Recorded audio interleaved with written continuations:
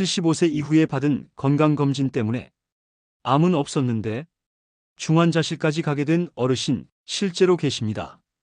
검사가 틀렸던 건 아닙니다. 암을 찾겠다고 시작한 그 과정 자체가 그분의 삶을 완전히 바꿔놓았습니다. 병원에서는 좀처럼 먼저 말해주지 않는 아주 불편한 진실이 하나 있습니다. 75세 이후에는 건강을 지키려던 검사가 오히려 삶을 무너뜨릴 수 있다는 사실입니다. 특히 아무 증상도 없는데 혹시 몰라서라는 이유 하나로 검사실을 전전하고 계시다면 이 이야기는 절대 남의 일이 아닙니다. 저는 이런 장면을 너무 많이 보아왔습니다. 컨디션도 괜찮고 밥도 잘 드시고 잠도 비교적 잘 주무시던 분이 정기검진 하나를 계기로 갑자기 환자가 되어버리는 순간 말입니다. 그분들이 가장 자주 하는 말은 늘 비슷합니다. 몸에 좋다고 해서 빠짐없이 다 받았는데 왜 갈수록 더 불안해질까요? 여기에는 우리가 평생 믿어왔던 한 가지 고정관념이 숨어 있습니다. 우리는 이렇게 배워왔습니다. 조기에 발견하면 무조건 좋다.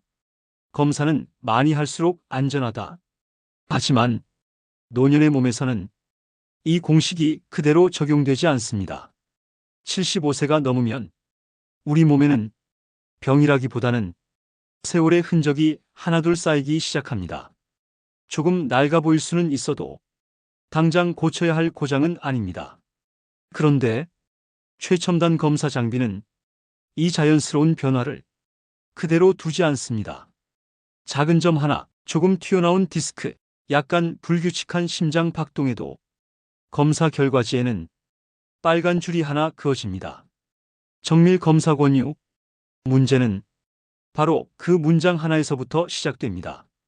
그 한 줄이 추가 검사로 이어지고 정밀 검사로 이어지고 조직 검사와 시술, 때로는 수술로까지 이어지면서 멀쩡하던 사람이 순식간에 환자로 분류되는 흐름이 만들어집니다.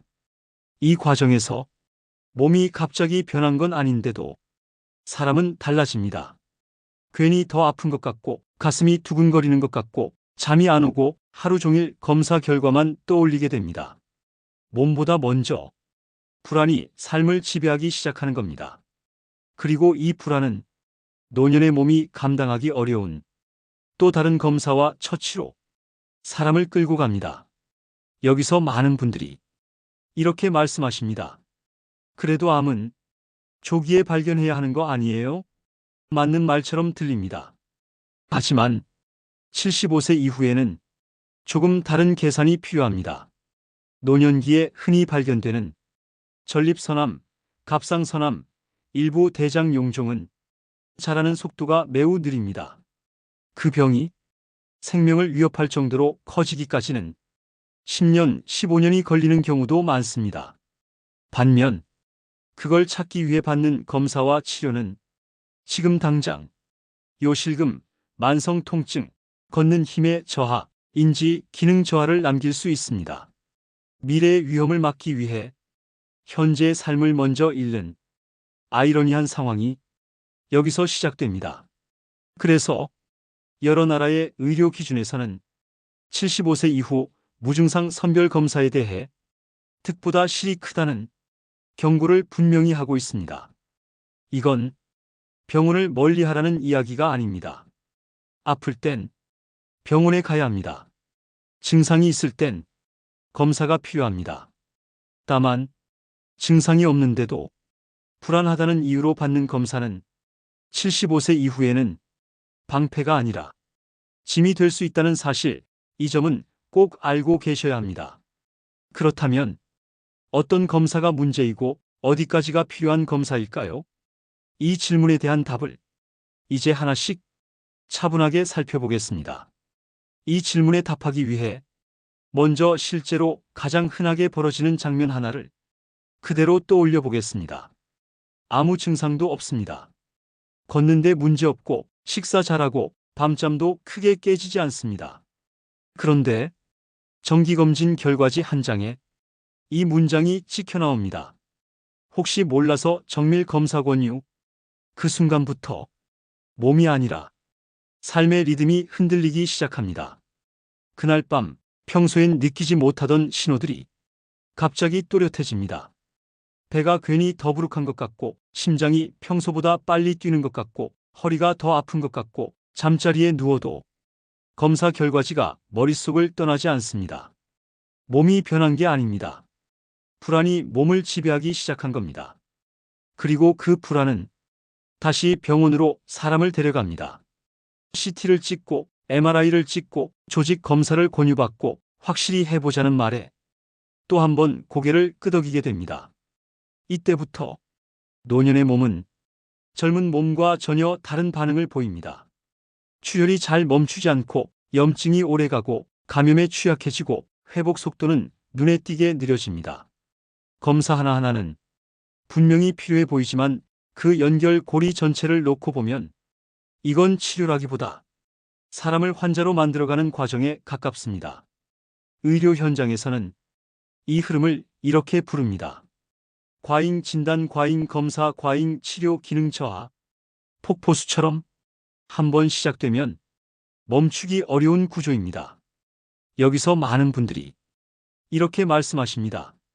그래도 혹시 큰 병이면 나중에 후회하지 않겠어요?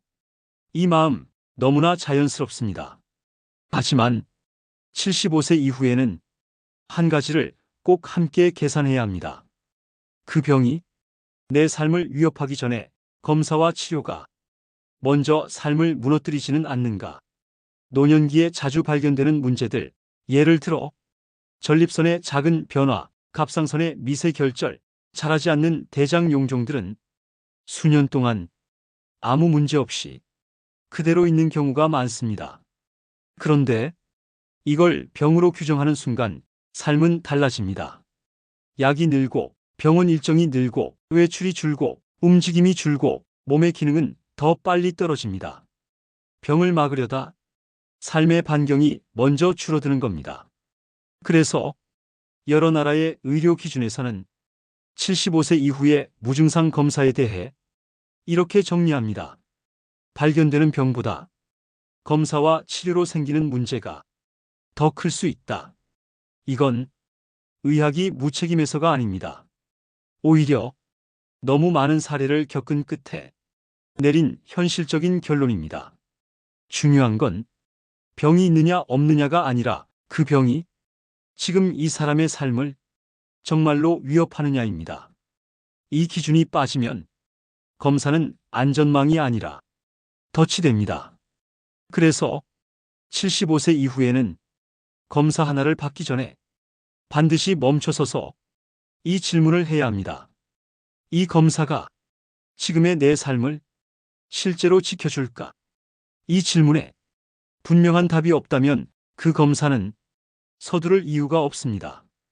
이제부터는 이런 폭포수를 가장 자주 만들어내는 검사들이 구체적으로 어떤 것들인지 그리고 왜 문제가 되는지를 하나씩 짚어볼 차례입니다. 그렇다면 이 폭포수를 가장 자주 시작하게 만드는 검사는 무엇일까요? 많은 분들이 설마 이게 문제겠어라고 생각하지만 실제로는 노년의 삶을 가장 많이 흔드는 검사들이 따로 있습니다. 먼저 가장 흔하게 시작되는 것부터 보겠습니다. 첫 번째, 무증상 전립선암 검사 PSA 검사. 75세 이후 남성분들 가운데 아무 증상도 없는데 매년 전립선암 검사를 받는 분들 정말 많습니다. 문제는 이 검사로 발견되는 전립선암의 상당수가 평생 문제를 일으키지 않는 암이라는 점입니다. 전립선암은 대부분 자라는 속도가 매우 느립니다. 10년, 15년 동안 아무 변화 없이 그대로 있는 경우도 흔합니다. 그런데 검사 결과에 암이라는 단어가 찍히는 순간 상황은 완전히 달라집니다. 그냥 두자는 선택은 갑자기 너무 무책임해 보이고 결국 치료 쪽으로 마음이 기울게 됩니다. 그 결과가 무엇일까요?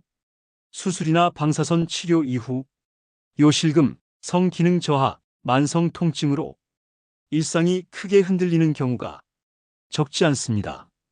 암은 미래의 가능성이었는데 치료의 부작용은 지금 당장의 삶을 바꿔버리는 겁니다. 75세 이후에는 이 검사가 정말로 생존을 늘려주는지 아니면 삶의 질만 떨어뜨리는지 냉정하게 따져볼 필요가 있습니다. 두 번째, 증상 없는 갑상선 초음파 검사. 목에 혹이 만져지지도 않고 삼킴 곤란이나 통증도 없는데 정기검진이라는 이유로 갑상선 초음파를 받는 경우도 매우 흔합니다. 이 검사에서 작은 결절 하나가 발견되는 순간 또다시 이야기가 시작됩니다. 아주 작지만 혹시 모르니까 지켜봅시다. 조직 검사 한번 해볼까요? 하지만 노년기에 발견되는 작은 갑상선 결절 대부분은 평생 문제를 일으키지 않습니다.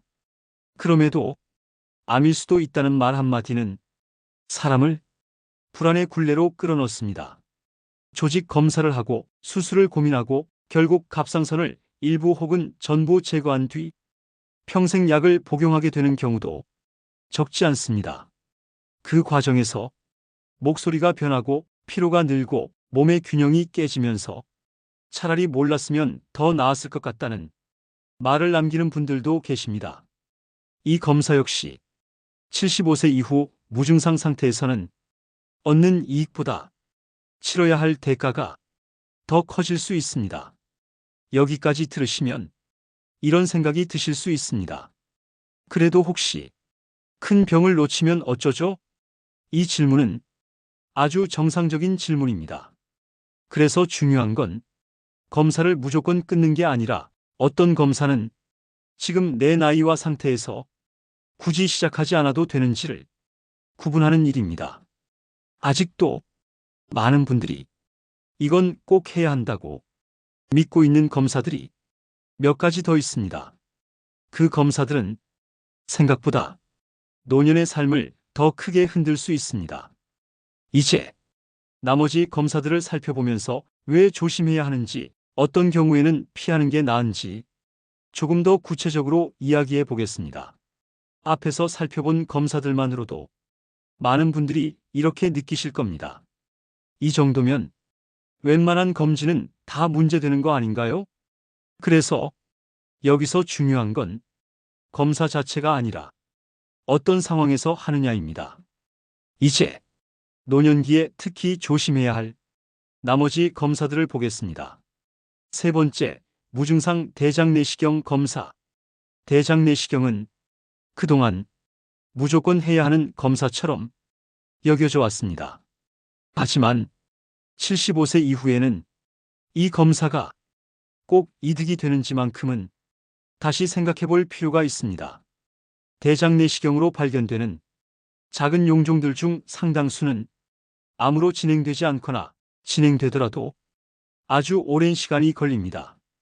반면 검사 과정은 노년의 몸에 결코 가볍지 않습니다. 검사 전 장 정결 과정에서 탈수와 전해질 이상이 생기고 검사 중에는 출혈이나 장 천공 같은 위험도 함께 따라옵니다. 특히 이미 체력이 떨어진 상태라면 검사 이후 며칠, 길게는 몇 주 동안 기력이 확 꺾이는 경우도 드물지 않습니다. 증상이 없는 상태에서 미래의 가능성을 막기 위해 지금의 일상을 희생해야 하는지 이 질문은 꼭 필요합니다. 네 번째, 단순 요통에 대한 MRI 검사. 허리가 아프면 많은 분들이 MRI부터 찍어야 안심된다고 생각합니다. 하지만 75세 이후에는 허리 MRI에서 정상이라는 결과를 받는 경우가 오히려 드뭅니다. 디스크 돌출, 퇴행성 변화, 협착 소견은 대부분의 노년층에서 자연스럽게 발견됩니다. 문제는 이 영상 결과가 통증의 원인과 반드시 일치하지 않는다는 점입니다. 영상에 나온 소견 때문에 시술이나 수술까지 이어지는 경우도 있지만 막상 통증은 크게 달라지지 않는 사례도 적지 않습니다. 오히려 움직임이 줄고 근력이 빠지면서 통증이 더 오래 가는 경우도 많습니다. 통증의 정도와 일상생활에 미치는 영향 없이 영상 결과만 보고 결정을 내리는 건 노년기에는 특히 조심해야 합니다. 다섯 번째, 무증상 심전도소변 검사. 정기검진에 거의 빠지지 않는 검사들입니다. 심전도에서 약간의 부정맥 소견, 소변 검사에서 미세한 이상 수치가 나오면 추적 검사라는 말이 곧바로 따라붙습니다. 하지만 이런 변화들은 노화 과정에서 흔히 나타날 수 있는 범위인 경우가 많습니다. 그럼에도 검사 결과지에 찍힌 비정상이라는 글자는 사람을 쉽게 환자로 만들어버립니다. 불필요한 약이 늘고 병원 방문이 잦아지고 몸보다 마음이 먼저 지쳐버리는 일이 반복됩니다. 증상이 없는 상태라면 이런 검사들은 문제를 예방하기보다는 불안을 키우는 역할을 할 수 있습니다. 여기까지 살펴보면 공통점이 하나 보입니다. 이 검사들이 위험한 이유는 검사 자체 때문이 아니라 시작되는 순간 멈추기 어려운 흐름을 만들기 때문입니다. 한번 시작되면 확실히 하자는 말이 이어지고 사람은 어느새 검사 일정에 맞춰 삶을 조정하게 됩니다. 그래서 75세 이후에는 검사를 줄이라는 말보다 더 중요한 기준이 필요합니다. 언제 검사를 해야 하고 언제 멈춰도 되는지, 이 기준이 없으면 검진표가 내 삶의 방향을 대신 결정해버립니다. 이제 그 기준을 어떻게 세워야 하는지, 병원에서 어떤 질문을 던져야 불필요한 검사를 피할 수 있는지 차분하게 이야기해 보겠습니다. 그럼 나는 검사를 줄이고 뭘 믿고 살아야 합니까? 이 질문이 오늘 이야기의 가장 중요한 핵심입니다. 불안을 없애는 방법은 검사를 더 받는 게 아니라 기준을 세우는 것입니다. 75세 이후에는 이 기준이 삶을 지켜주는 가장 강력한 안전장치가 됩니다. 첫 번째 기준, 병원에서 반드시 던져야 할 세 가지 질문. 검사를 권유받았을 때 정중하게 이렇게 물어보셔도 됩니다. 첫 번째 질문입니다. 이 검사를 해서 제가 더 오래 살 수 있습니까? 여기에 명확한 답이 나오지 않는다면 그 검사는 생존과 직접적인 관련이 없는 검사일 가능성이 큽니다. 두 번째 질문입니다. 이 검사나 치료의 효과가 나타나려면 몇 년이 걸립니까? 10년 이상 걸린다면 80세를 바라보는 삶에서는 지금의 일상을 희생할 이유가 없습니다. 세 번째 질문입니다. 지금 하지 않고 나중에 증상이 생겼을 때 해도 늦지 않습니까? 그때 해도 됩니다라는 답이 나온다면 지금 서둘러야 할 이유는 없습니다. 이 질문들은 무리한 질문이 아닙니다. 내 남은 시간을 지키기 위한 정당한 선택입니다. 두 번째 기준, 증상이 기준이 되어야 합니다. 75세 이후에는 이 원칙 하나만 기억하셔도 됩니다. 증상이 없으면 검사하지 않는다. 증상이 생기면 그때 정확히 검사한다. 검진표의 숫자보다 다음 신호에만 귀를 기울이십시오. 이유 없이 체중이 빠진다. 숨이 차서 걷기가 힘들어진다. 대변이나 소변에 선명한 피가 보인다. 밤에 잠을 깨울 정도의 통증이 지속된다. 이런 삶을 무너뜨리는 신호가 있을 때만 병원 문을 두드리셔도 늦지 않습니다. 세 번째 기준, 병원비를 검사가 아니라 방어력에 쓰십시오. 검사를 줄인다고 건강을 포기하는 게 아닙니다. 투자의 방향을 바꾸는 겁니다. MRI 한 번 찍을 돈으로 폐렴, 대상포진 같은 고효과 백신을 맞으십시오. 영양제통을 줄이고 단백질 음식, 고기, 생선, 계란, 두부를 몇 끼 챙기십시오. 검사 받으러 나갈 시간에 하루 20분만 햇볕 쬐며 걷기부터 하십시오. 이런 선택들이 사망 위험, 낙상 위험, 입원 위험을 실제로 더 많이 줄여줍니다. 한 가지 더 중요한 이야기. 가족과 기준을 미리 나누십시오. 자녀들이 가장 자주 하는 말이 있습니다. 그래도 혹시 모르잖아요. 그럴수록 미리 이렇게 말해 두셔야 합니다. 나는 증상 없는 검사는 받지 않겠다. 대신 아플 땐 제대로 치료받겠다. 이 한 문장이 응급 상황에서도 불필요한 검사와 시술을 막아줍니다. 정리해 보겠습니다. 75세 이후에는 검사보다 기준이 먼저입니다.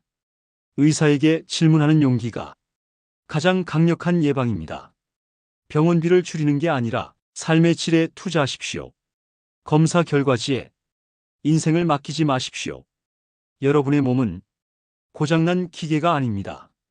부품을 갈아 끼워야 할 대상도 아닙니다. 80년을 버텨온 하나의 역사이고 하나의 살아있는 기록입니다. 주름은 상처가 아니라 훈장이고 노화의 흔적은 치료 대상이 아니라 존중받아야 할 삶의 증거입니다. 오늘 이야기로 마음이 조금이라도 가벼워지셨다면 댓글에 실천 두 글자만 남겨주십시오. 그 한마디가 병원 중심의 삶에서 벗어나 내 몸을 믿는 첫걸음이 됩니다. 이 이야기가 여러분 혼자만의 것이 되지 않도록 부모님, 가족, 친구에게도 한 번만 공유해 주십시오. 오늘은 병원 대신 공원으로 가십시오. 감사합니다.